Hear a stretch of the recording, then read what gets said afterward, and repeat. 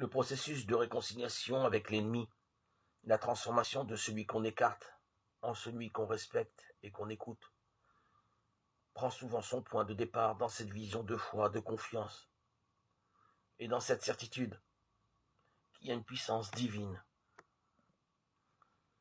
cachée au cœur de l'être humain qui conduit l'humanité vers l'unité et la paix.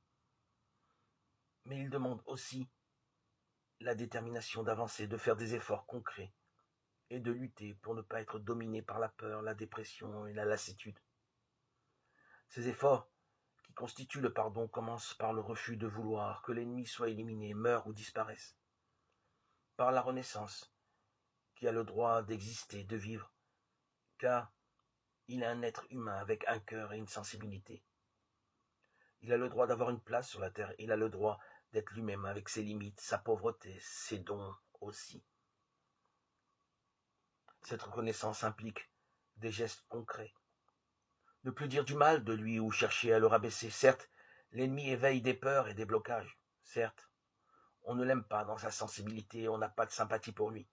Mais cela n'empêche pas qu'il a le droit d'être et de vivre, d'avoir une place, de pouvoir grandir, évoluer, changer. En même temps, il s'agit d'apprendre à penser avec bienveillance à cette personne, à considérer qu'il y a du bien en elle. Voir, penser, considérer ce qu'il y a de positif en lui.